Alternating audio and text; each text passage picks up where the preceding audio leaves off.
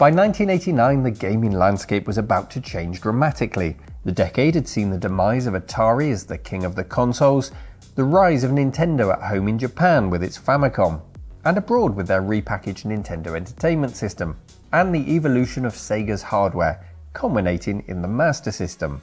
In Japan, NEC were a big player too.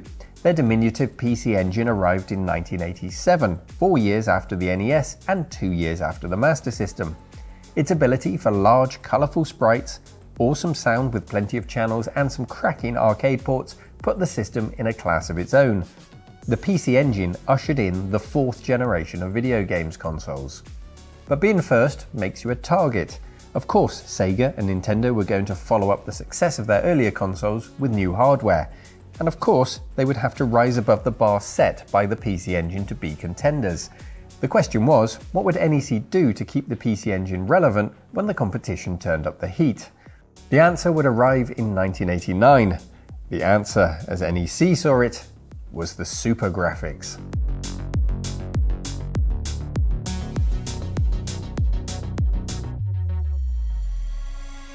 Hello Cave Dwellers, we are putting ourselves in 1989 today. Think back if you were alive at the time and you will remember that Sega brought out the Mega Drive, at least in Japan. We got it a little bit later here in the UK. Nintendo brought out the Super Nintendo in Japan at the back end of 1990, so they weren't far behind. And what ensued is what we know as the console wars, the almighty 4th generation battle between Sega and Nintendo, Sonic and Mario. But it wasn't quite the same in Japan. The PC Engine was the second biggest selling console over there. It was the first to market in the 4th generation, and it beat down Sega's Mega Drive with only the Super Nintendo above it. However, the PC Engine is not the topic of our discussion today. It's NEC's other console, or one of their other consoles, right here, the Super Grafx. Now this also came out in 1989, so it begs the question, what is it? What part did it play in those console wars? And what on earth happened to it? Because it's not a console you hear very much about. Like so many interesting oddities that we meet on this channel, it was a commercial failure. But unlike others, it wasn't a bad system. There are some cracking games in its library of 5. Yes, just 5 dedicated games were ever released for this console, over a period of just over 3 years. And I've read that some of these games cost over £80, that's 90 euros or $100 for one game. Add inflation to that and that would cost you £245 for a game in today's money. They'd better be damn good for that price. So my objective today is to look at those games. Of course, we're going to look at all 5 of them. We're going to open up the system and find out what it's all about. And we're going to try and figure out why it was a commercial failure. But first of all, let's put it in some context. Let's look at the timeline of NEC console releases and see just where this fits in.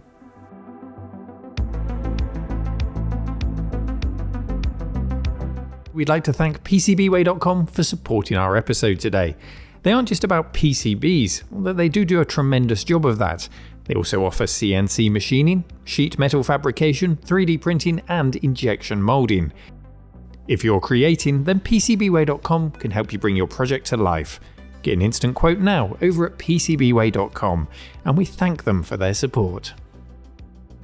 NEC bursts onto the scene in 1987 with the PC Engine, a collaboration with Hudson Soft to create the C62 system. That was the code name for what would become the PC Engine. A powerful console in a tiny package. It and its derivatives would enjoy a game catalogue of nearly 700 titles released over a 10-year period.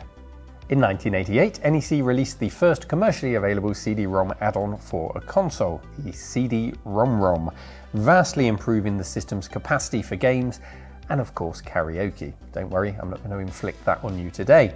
So far so good. We've got a successful little console and a CD-ROM add-on. Outside of Japan, the PC Engine made its way to North America in 1989, but it was repackaged and renamed the TurboGrafx 16, with cool guy spelling of graphics, Grafx. It didn't really work out for NEC in the US, as sales were nothing like they were back home in Japan, and this put the brakes also on a European release. Instead of NEC forging ahead in Europe, they simply sold their stock of consoles to a third-party seller. So in the UK, for example, there was a company called Telegames who was selling it via mail order. So we could buy them, just not direct from NEC. And for some reason, 16 was dropped from the name. It was just known as the TurboGrafx here in Europe. I had one once. This is a very, very old video from around 2010, 2011 of a TurboGrafx that I used to have all boxed and lovely and then sold. I wish I still had that.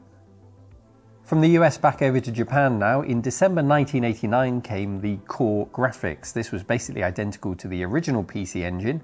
It had a new colour scheme. White is out, grey is in with blue right in, and the RF video output on this model was replaced with a composite one, which is a nice change, but it's not really reason enough to swap out your existing PC Engine for this new model.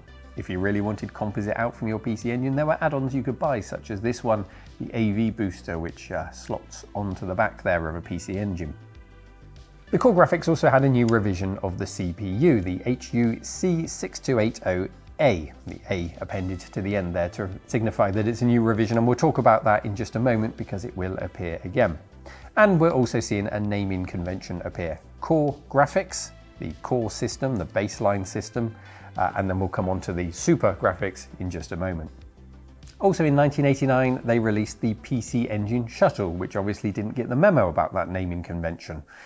This was a super low-cost version of the PC Engine. £89 is about what it cost, but it had a slightly quirky look to it. It might have appealed to certain types of gamers, and if they wanted to find a cheap way into the PC Engine games library, then this was it. So it's all happening in 1989. Just 2 years after the PC Engine's release, you can now get into the PC Engine's game library by buying a PC Engine, a Shuttle, a Core Graphics, and also in 1989, the SuperGrafx appears. The SuperGrafx, like the others, can play PC Engine games on their standard Hue card format. And now the SuperGrafx also introduces its own new games library, which is only compatible with its improved hardware. You can't help but think that NEC could have saved a lot of money if they'd just said, we've got our core system and we've got our super system. Quite why they spent so much money on research and development and marketing to bring all the other systems to market, I can't explain. It just seems like madness to me. But here we are, and the SuperGrafx is now the flagship of the range. So we're just going to pause the timeline there. We will come back and see what happened next, but I'd like to see what hardware's in this and what it's capable of. So let's focus in on the SuperGrafx.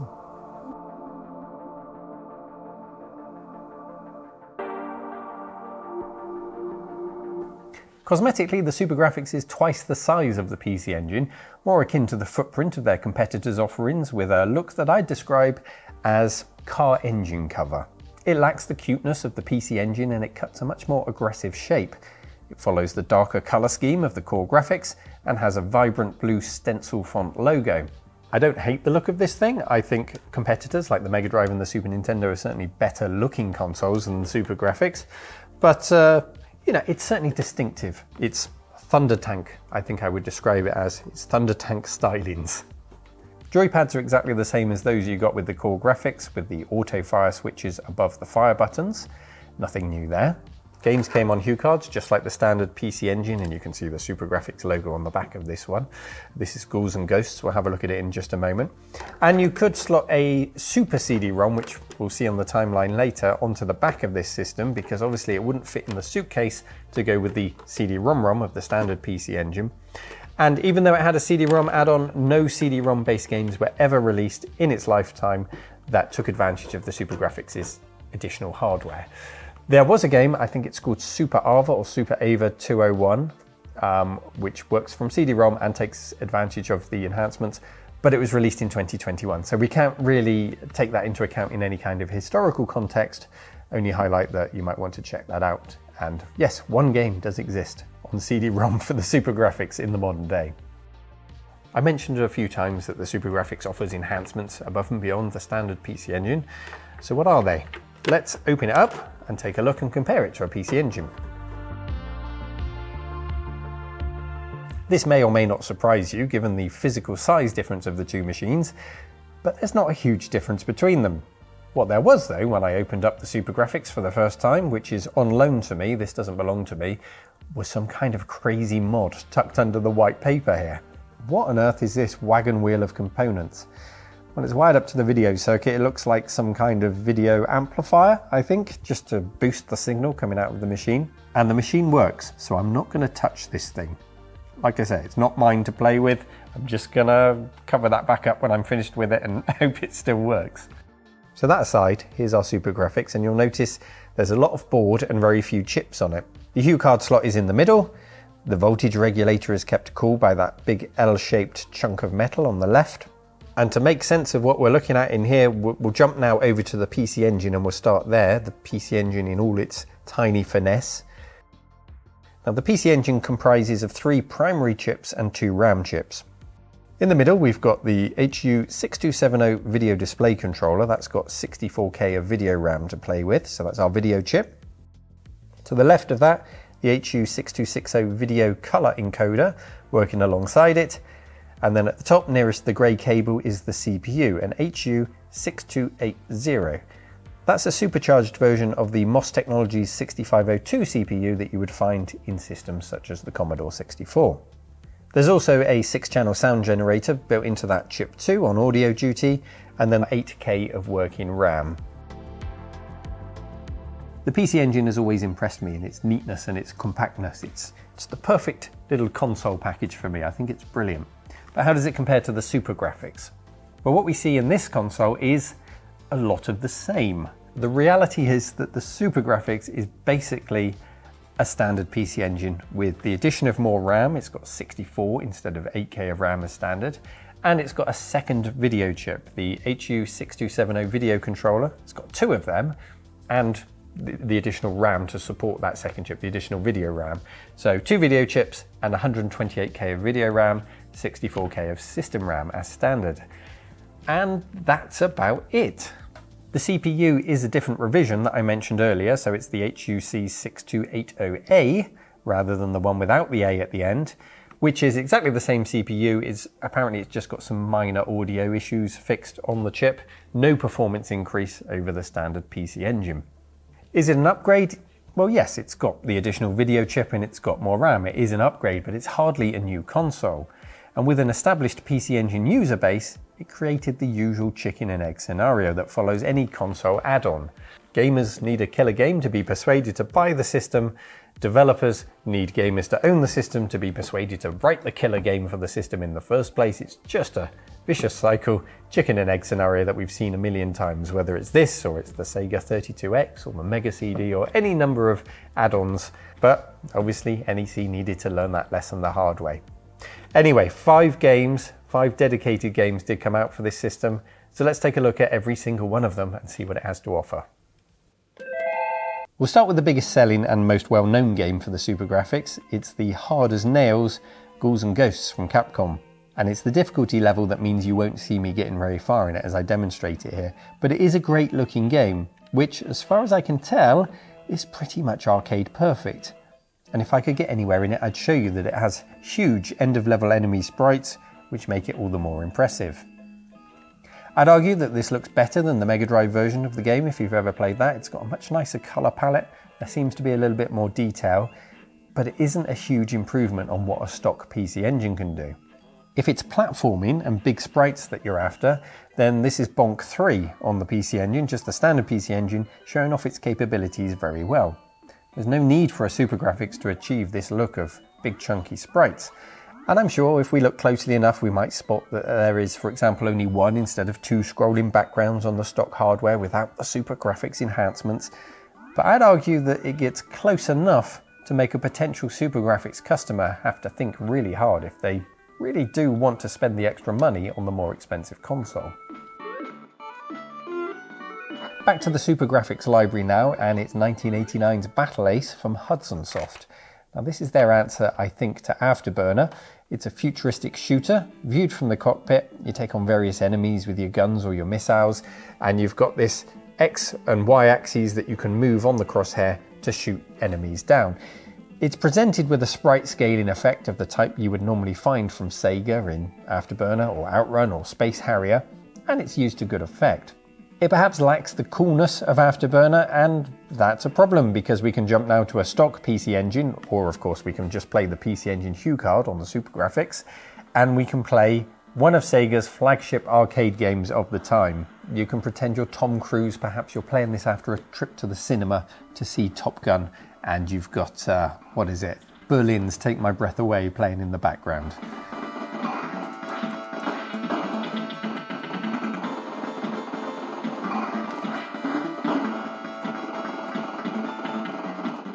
Our third game I don't have a hope in hell of trying to pronounce, so here it is.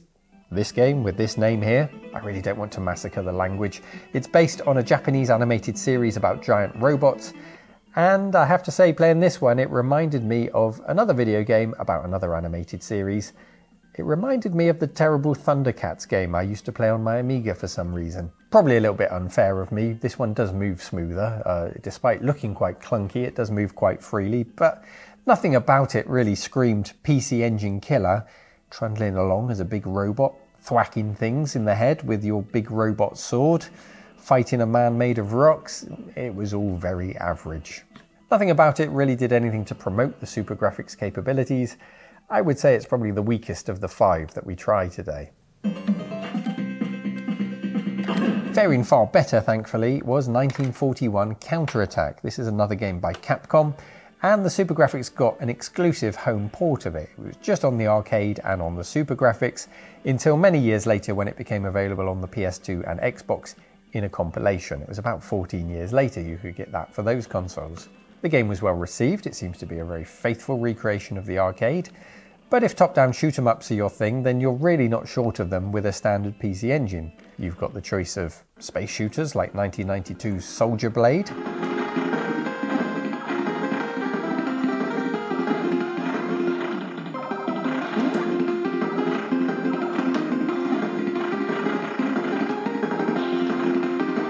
and this is 1943, an earlier game in the same series as 1941.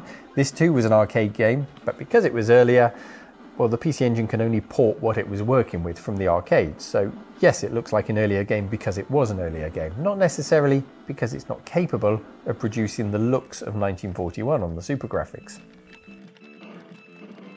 1941, it's a really nice game to play on the SuperGrafx. It's just not the killer game that the system needed. It's not the system seller. And it's worth pointing out that 1941 came out over 2 years after the console originally came out. Of the 5 games, it took over 3 years for all those 5 games to come out. It felt like NEC had completely washed their hands of the system. I don't think they even made a second batch. They must have just made the first batch of SuperGrafx and just let them dribble out over the years until they'd got rid of them all. And it was just a bonus that some companies happened to make some games that made use of the system. All in all, you were probably using it as a very expensive PC Engine. This next game is called Aldines or Aldines, which sounds a bit like a cold medication. I'll take some of that, please. And it has the subtitle, The Mission Code for Rage Crisis. This is our last of the 5 games, and it represents side-scrolling shooters. It sports parallax scrolling, and it's got a thumping soundtrack. It's a fun blast, even if the colours are a little bit muted, or at least on the first level they are. And it also sports gigantic end-of-level bosses like this one. Now, just like top-down shooters, the PC Engine is also known for its side-scrolling shooters too. A faithful port, probably the most famous port on the PC Engine, of course, is R-Type. Now, this already delivers a great game, and you also get the smug satisfaction that you have an awesome version of an arcade that you may be familiar with, that your friends may go into town and play with you. You've got a really good version of that at home without the expense of the SuperGrafx. So those are our 5 games for the SuperGrafx. If I had to pick one, I think it would be Ghouls and Ghosts for me. Not really because of any technical achievement, just because it's the game that I personally enjoy the most.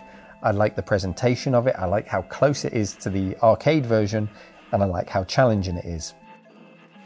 Those are the 5 dedicated games, but there were also 2 other games which ran on the PC Engine, and if they detected that you were on a SuperGrafx, they would offer some enhancements. So we'll have a quick look at those 2 just for completeness. This first one is Darius Plus. It's a good-looking port of the arcade game which famously had triple screens in the arcades for super widescreen gaming. Now, I played this both on the PC Engine and on the SuperGrafx with the supposed enhancements, and I have to say I've been unable to spot those enhancements. Whatever they are, they're either very subtle or I'm just such a bad player I haven't made it far enough into the game to experience them, and I wouldn't put that past myself. The other enhanced game is Darius Alpha, so it's probably running on exactly the same engine, therefore I'm having exactly the same problem seeing the enhancements that it may or may not have for the SuperGrafx. This is a weird game because it was released as part of a sweepstakes competition, only 800 copies were ever made of this game, so it's a very collectible item to have. And all it is Darius with the game removed. You just fight the bosses. It's just boss battle after boss battle. I guess it's fun for practice. And I must say, having played this and then going back to Darius Plus, when I got to the end of the first and second level, I found it really easy to beat the boss because I'd been constantly practicing on Darius Alpha. So it's a fun training game, I guess. But did I see any SuperGrafx enhancements on it? No, absolutely none.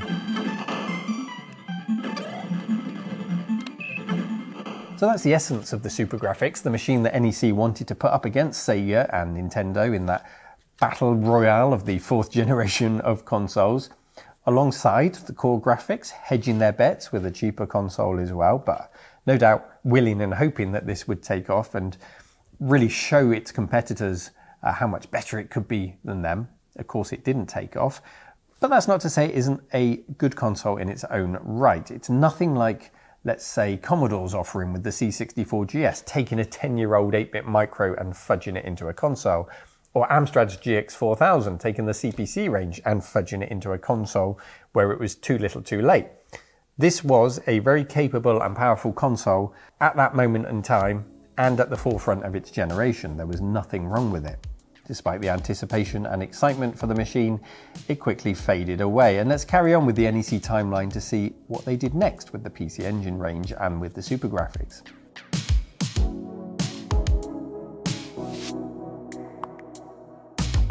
After 1989 SuperGrafx release, NEC decided to take on the mighty Nintendo Game Boy in the handheld sector with the PC Engine GT, branded the Turbo Express handheld entertainment system in North America. It was a full-blown PC Engine in a handheld package.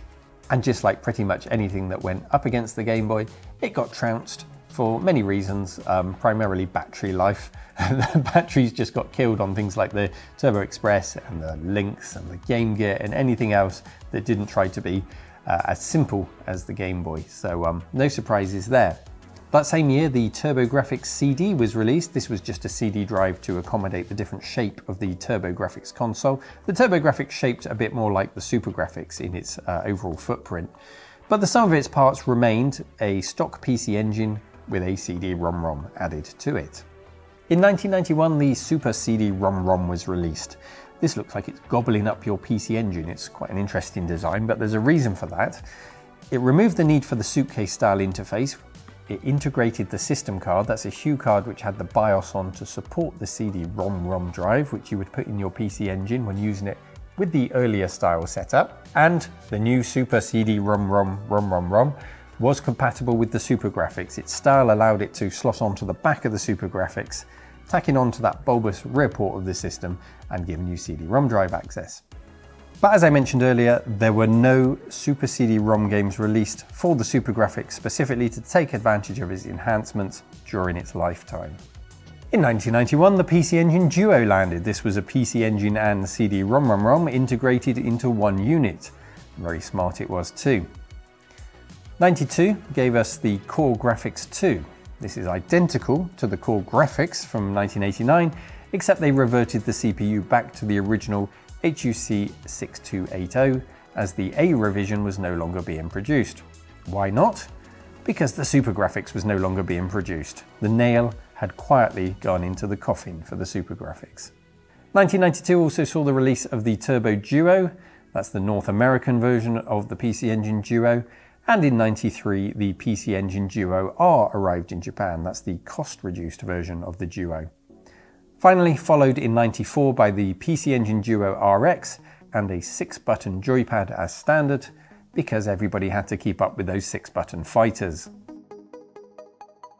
All of these different versions of the PC Engine surely served only to confuse the market, but the PC Engine was still an overwhelming success.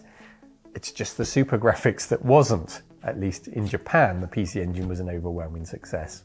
So it's a really interesting story. I think there are some important lessons to be learned, and thank goodness for 1994 when the PCFX arrived. Now there is a whole video about this on my channel you can watch if you want to learn about it.